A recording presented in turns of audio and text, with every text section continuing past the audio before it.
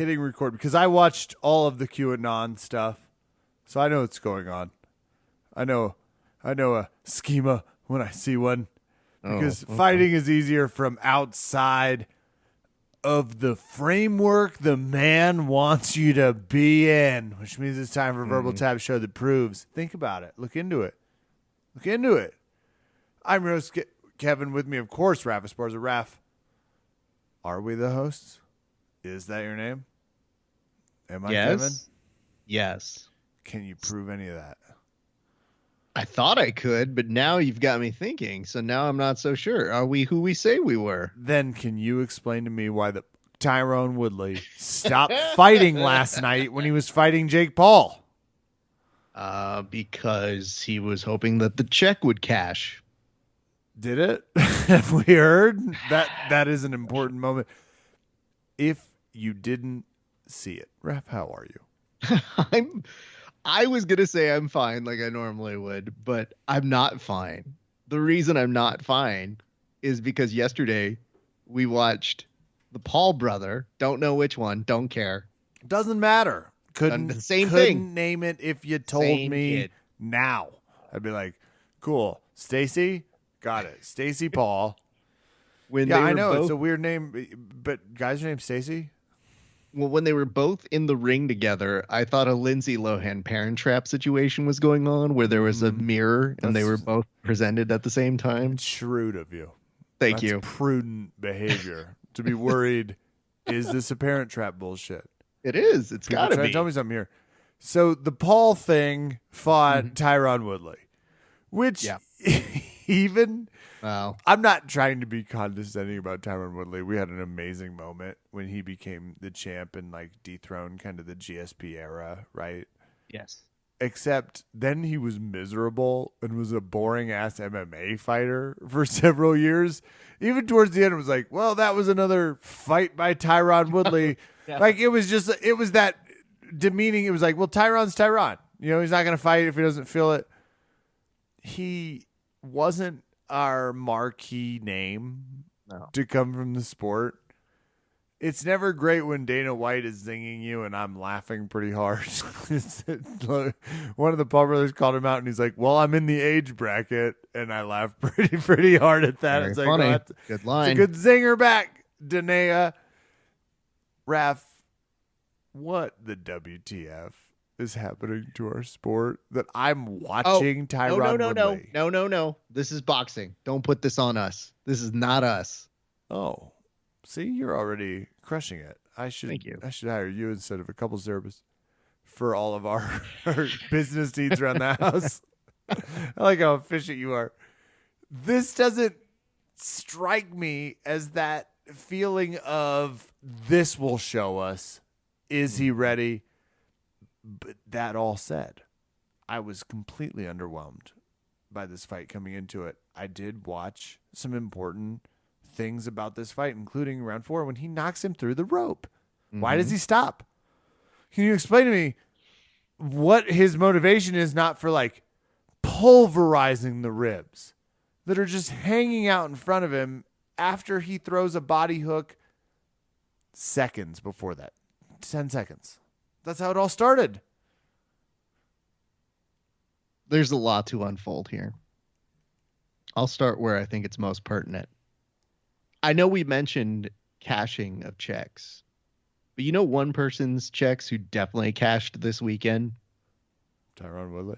Ariel Helwani. Because that guy was so excited to talk about the fights. Oh my God. At one point, he was saying that I believe one of them, just imagine which one, doesn't really matter which one, honestly, was reminiscent of a young BJ Penn. And I said, no, you did not. There were several times as I was watching that I thought to myself, Kevin, I want my money back. And no, I did not pay for it. And no, I did not illegally stream it. Put that together, kids. They still owe me money.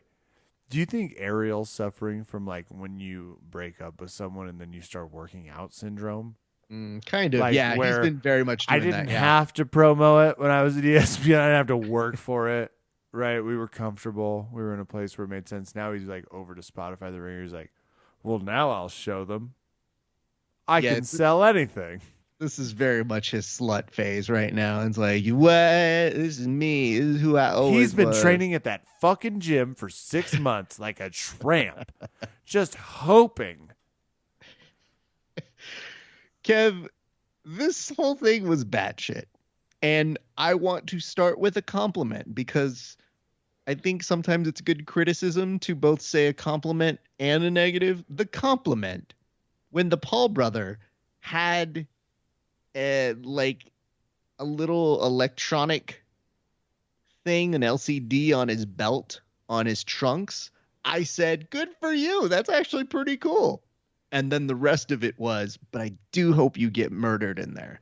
And unfortunately, that did not happen. Your question, why did that not happen? I don't know. Did we select somebody with great boxing prowess? No. Did we select somebody who was 39 years old? And can I say this right now? The hate on the 39-year-old age demographic. Too high right now. Because some of those comments hurt deep. When I was sitting here, myself, 39, hearing people being like, well, Tyrone's 39, so he's dead. I was like, Jesus, guys, I'm right here. You don't need to just target. It hurts to say it to my face. All of us from 82. It's just, you know what I mean? It was a good year. I liked 82. Come on, man. Your Thriller was around. Anyway, this has been depressing because now we have to put up with more Paul brother antics. Or do we, Kevin? Breaking news, everybody. Several hours ago before we went on the podcast, there was a tweet from one Paul brother that said, updated status, retired boxer. What make you of that, Kevin? Once you defeat Tyron Woodley, you look around and you say, what else do I have to do here? I think the answer is nothing. It's time to move on to Celebrity Jeopardy when it comes on. That inevitable spot on Colbert. Fallon, if he's trying to spruce up to his audience.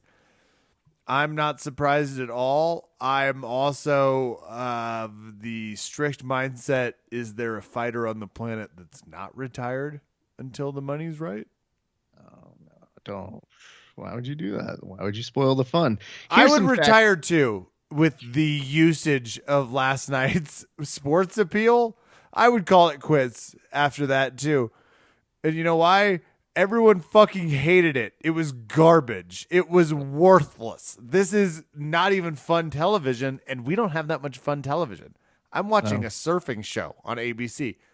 There is nothing good about this. No one in either fight camp is interested. I bet it was the worst numbers they've had yet. And I would retire after that to show that, hey, I'm on top, but I'm ending on my terms, not because you guys didn't buy the fight. Okay, but one thing that you're maybe overlooking on this is the absurdity that was the scoring and judging criteria. Your meme. Oh, my God. Oh, no. He fucked his name up. You do have a point. You don't want that judge. Can I just point this out? Okay. So when I saw that, my first thought was, why wouldn't somebody just get a new sheet? Like, that's going to be a photo that people are going to look at, especially when it's a controversial score. But the real thought is this, kids. That is a compilation of the scorecards from everybody else that somebody then writes out. But the joke doesn't work that well if you say that. So the joke that we had put was, listen, how are you going to trust the one guy that actually gave the fight to Woodley when he can't even get his name right because he crossed out his name, or so it would seem.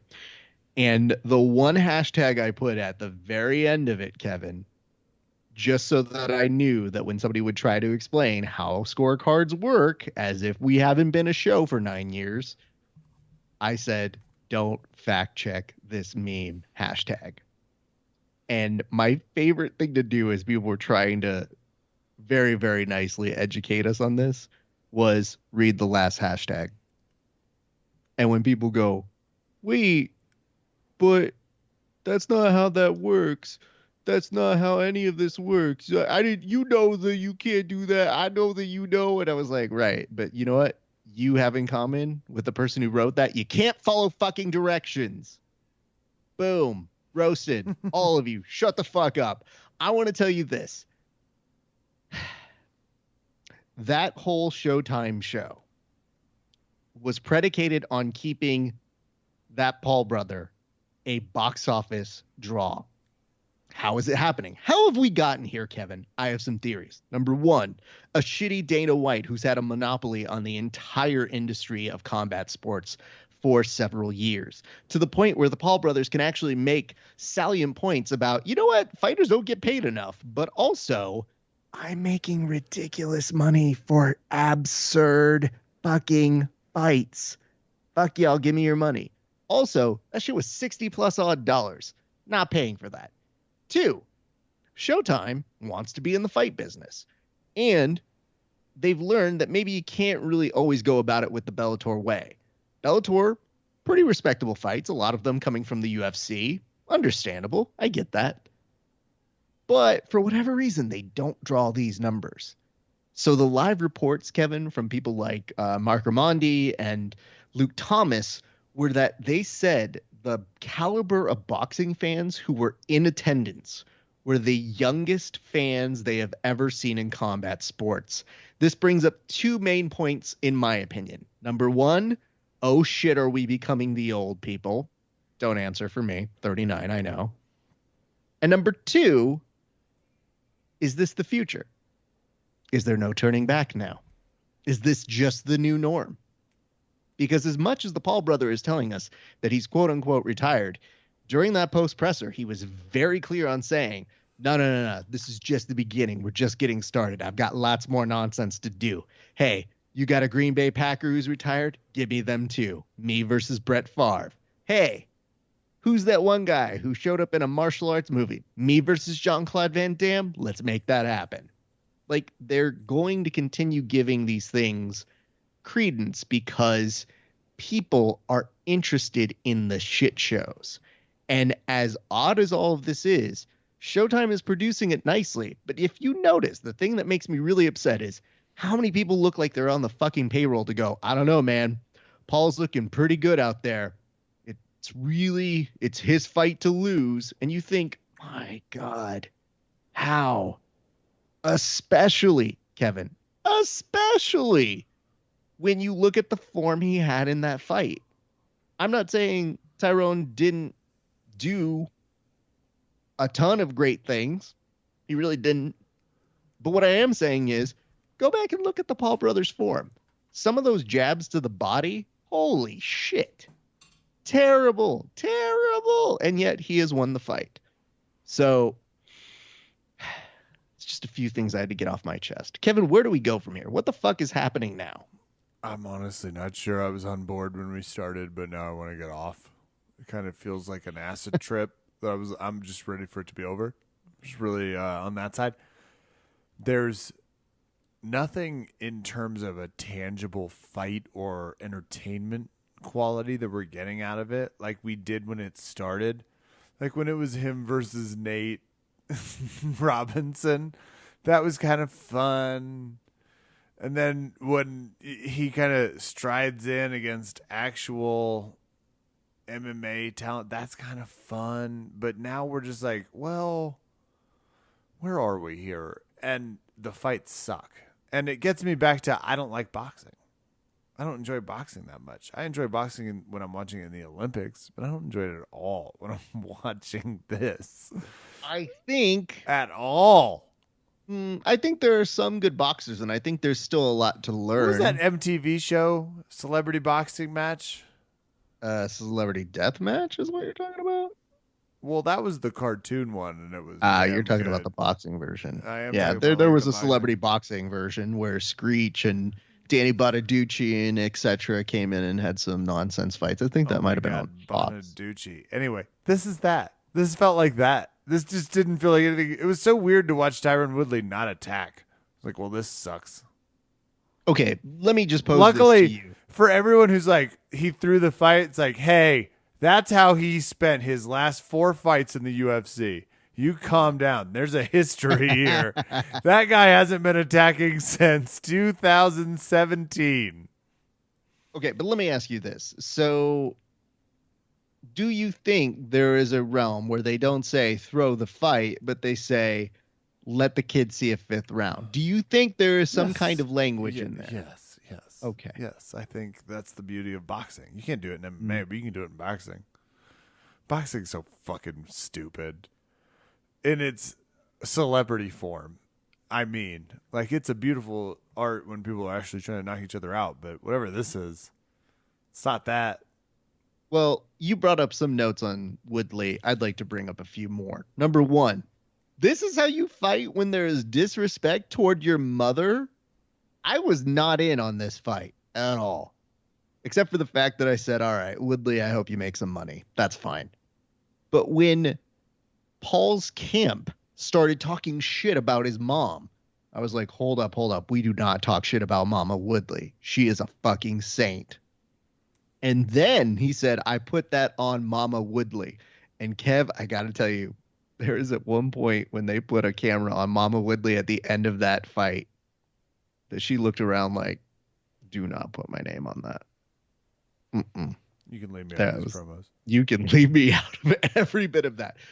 Additionally, Woodley said that he was going to hit Paul for the culture, which made me think normalize knocking people out for the culture. That was not happening. Woodley did land a couple really hard blows, but as you mentioned, seemed more predicated on, let's just get this over with. I'm just kind of doing this. I'll probably win. No big deal.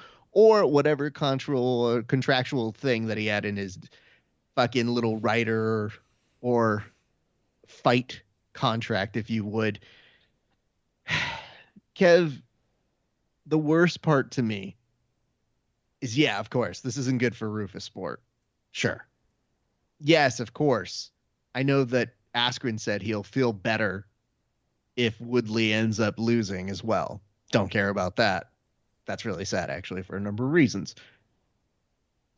The thing that's really aggressively angry about this for Woodley is that Woodley afterwards is a champion from the UFC, decorated, one of the hardest sports to win at, who then has to get a tattoo in order to get a rematch that they are dramatically building. And if you think Vince McMahon has been giving you bad storylines the past few years, and yet you're subscribing to this, you're wrong. You are terrible. How dare you? Because when at the very end of all of those dumb back and forths between those two dummies, you see Woodley, a UFC champ, saying, I want my rematch. And you think, why is the UFC guy begging for a rematch in a match where you can't show me footage of Paul doing anything that was of note to Woodley in that fight? And yet, that's the storyline that we're supposed to come away with it. And they sold you on a rematch that same night. Kev, it is gross. It is annoying. And you want to know the worst part? Go ahead. It is trending as stronger news than the UFC card that was this weekend. You yourself even alluded to as much in conversations with me. Brutal. But let's get into it. Barbosa takes on Chikadze, the next greatest fight of the weekend. Everybody wouldn't shut the fuck up about this one. I was like at the grocery store. Everybody, shut up. All right, I got to get home. I know you want to talk about UFC Fight Night, the Ultimate Fighter. I know Raf's got a 1 minute. He's got a whole explanation of tonight in 1 minute. You're going to love it. Shut up. I have to get home. Stop talking to me about Barbosa's epic fall.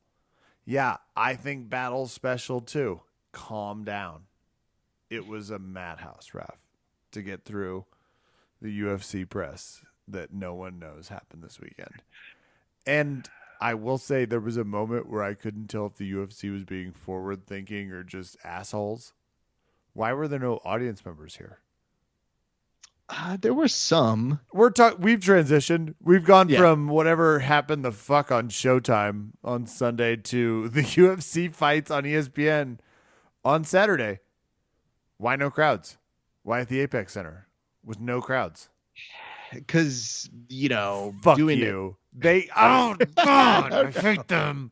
UFC pisses me off so much because they will be completely cognizant of every factor of what's going on. And right now, they know good goddamn well the plague is surging. It's back. COVID, Delta, it's here. And they thought, what a time to not fuck this up. Why don't we have an in-house venture? My wife casually mentions, oh, are they locked down again? I was like, not publicly, but it sure does look like it, doesn't it? The first major sport to uncork the audience, to remove the spectacle of tickets that they have been so longing for and so fucking out loud about. They did, Raph. They fucking went back to quarantine. People are wearing masks.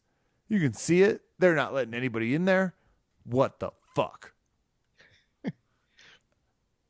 I will tell you what I saw, which is, as I looked at the UFC and I saw just a smattering full of people, I just thought, are there any worse group of people that you could be quarantined with other than Paul Felder, your new arch nemesis, Michael Bisping, and Brandon Fitzgerald, Kev? Well, Paul Felder, I'm the only one on the planet that doesn't love him or he has been inside him in the last 3 months of training. That guy, 87 people fought on this card. He knows 86 of them intimately. He was at their kid's christening. They're his godparent. They're his godbrother. It doesn't matter. That guy has a personal attachment with everyone on the UFC card. Flying too close to the sun for someone, ironically, who's very, very not prone to that type of environment. It was pretty ridiculous to see him try to explain why the fight was important to somebody. You go, no, you guys, you don't understand what this fight means to this person. It's like, you hate him too with his bullshit of like, you're right. He does that one-upsmanship and like that. Gee shucks. Well, when you've worked this hard and this long to get here, brother, I'll tell you, you can't imagine what it's like. It's like, I fucking hate you. I hate everything you say. Everything you do, and I think he is a triumph of mediocrity in the sport. Wow. See, I can't even go that far just because I think my new number one arch nemesis on the commentary team is still DC. Felder, I don't even, and the worst part is like, normally I don't like Bisping's jabs because they take away from the fights, but even he several times goes, but that's not what's happening in the cage right now. Let's get to talking about what's happening there. And I go, oh my God. He's how off topic you have to be for Bisping to be like, we got to circle back. It's like, yeah, Paul's talking about some storybook childhood thing this person doesn't even know about. He is the worst. It's pretty rough, yeah, I'm sorry. I genuinely like, well, no one's more excited than Paul Felder. It's like, yeah, we know. The piece of shit's been excited since the fight started. 87 people. He's related to all of them. I just hope that, Kevin, people understand why I'm laughing so hard, which is that when you message me and you're like, we need to talk about Felder, and I go, okay, I don't know that I necessarily have a strong feeling other than wouldn't be my first pick, but okay. And you're just sitting there like, it's just the worst and just dumb and just, God, I hate him. And I go, good. Go on. It's like walking into a gas station in the middle of nowhere and having the same conversation over and over. Oh, where are you coming from? Where are you headed? Oh, shucks. It's going to cost a little bit more. He's exceptionally stupid, and they should not reward it. But they do. They do. You know who also should be rewarded? Gigo was the man. Big knockout. Yeah. Edson Barboza. That was awesome to see. I forgot it happened in the third round. That's how much my mind was wandering, actually, if we're being honest. Brian Battle ends up winning one of the UFC Ultimate Fighter spots. With some jiu-jitsu, by the way. Yeah. It was a jiu-jitsu night, weirdly. We'll get to the second part of the jiu-jitsu momentarily, but Ricky Turcios wins the other one, cuts a weird-ass promo. He shouts out Craig Jones, the Deviant, as he calls him. He was helpful in getting that submission. Which is the first time Craig has ever been helpful at anything. Actually, Craig got a few shout-outs. I know. It was a good night for Craig. Daniel Rodriguez, D-Rod, friend of the show, ends up winning on a short notice fight just 2 weeks ago, getting this call against Kevin Lee. And man, Daniel Rodriguez hits very hard. He is a scary man when he really gets focused. So congrats to him. That was a big win for him. Kev, in the past year, he has acclimated 6 wins with 1 loss. Damn. So the UFC had to put out a statistic that said he is the person with the best win record in the past year. So kudos to him. Meanwhile, one of the other submissions of the night, Gerald Meerschaert, if you would, past tense. He picked up a rear naked choke, which was pretty dope. But the real one that caught my eye was one Pat Sabatini getting a heel hook submission on Jamal Emmers. And here's why. Jamal Emmers was trying to go for a toe hold. And, toe holds are a dangerous thing in MMA. You really got to have a really good toe hold if you are going for it. And Pat Sabatini has won a number of his last fights all by submission. Who then, with the legs presented a certain way, looks at the feet placement, looks at Emmers and goes, "Oh, I got a heel hook here. Yeah, I should just do that." And it looks like it's a shootout. And then he just heel hooks him, and then you hear Jamal Emmers scream tap. And you feel pretty bad for him because you think, shit, that's probably going to take some time for recovery. God, I do not envy that. So, yeah, that's a fucking weird one, and I hope you guys go watch that. Elsewhere, friend of the show, Sam Alvey, on the losing side of a decision. It does seem very unfortunate that he would basically have an opponent who lost, I think, 2 points during the fight, and yet Alvey still didn't win. So Alvey had one of the most Will Ferrell-esque reactions I think I have ever seen in the UFC, where afterwards they announce it and he's thinking to himself, all right, well, he lost some points. Can't lose a point, lose a round, and still win the fight. And then all of a sudden they go, and the winner is still not Sam Alvey. And he's like, come on, on his face. And it was intense, man. So yeah, it says, where is it? Truman was twice deducted 1 point in round 3 due to repeated eye pokes. It's kind of impressive if you do the math, honestly. It really is. But yeah, I would tell you this. Obviously, some fun things in the UFC. Some very sad state of the world affairs in the boxing realm. Yeah. That I think we're just going to have to deal with it. So, Kev, can I repeat my whole thing just real quick on what I think we're supposed to do with MMA stars who want to go ahead and venture that way? Oh, yeah. Okay. And the reason I bring it up is this. We brought it up on one of the last episodes. I'm pretty sure we said it for Ben Askren. I think it bears repeating. But before I say the idea again, let me preface it by saying this. Tony Ferguson was watching those fights and said, oh, boxing? That seems kind of fun. Who did that? Who let him watch that? Yeah. Who is responsible for letting that man get that idea in his head? Terrible choice. Let's not do that. Here's why. I think if we are truly going to let people say that they have wins over MMA stars, we need to have a committee of people who decide who we send as our representative. Mm-hmm. Because all these motherfuckers are volunteering themselves, and everybody looks and goes, nobody asked you, Dylan Dennis. Nobody asked you, other guy with a losing record. Tyron Woodley. Nobody is asking you, people with terrible win-loss records. Please, for the love of God, let there be a committee of elder statesmen in the form of MMA who come together and say, how about GSP?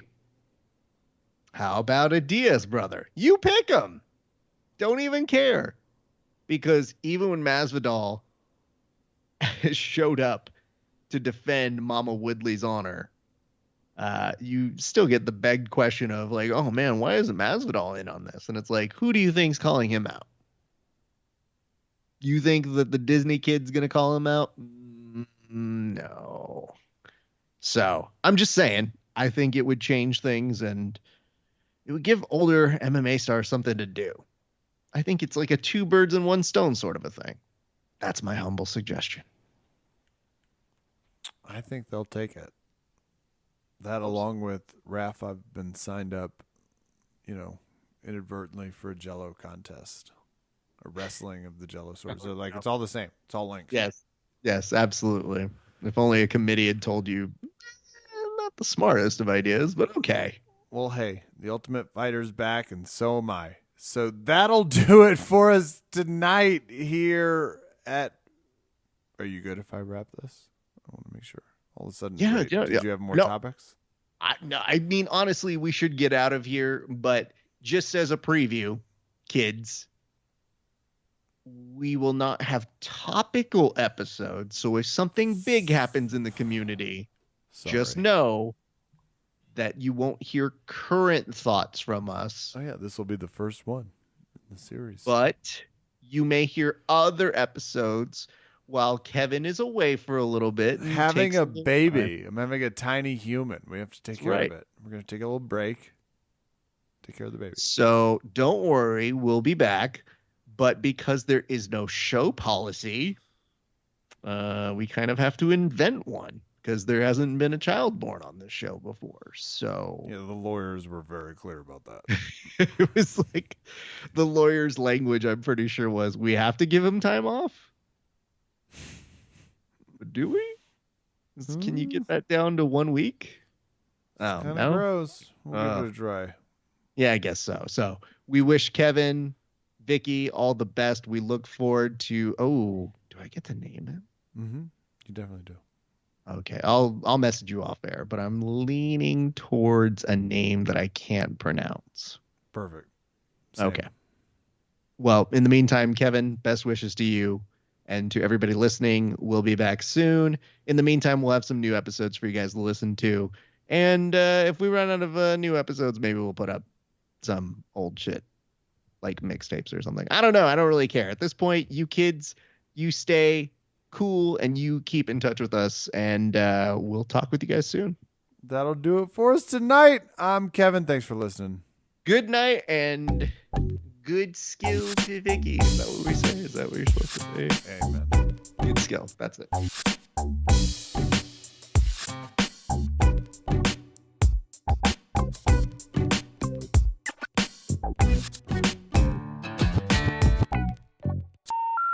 The number you have dialed has been changed. The new number is... Please note, the new number is...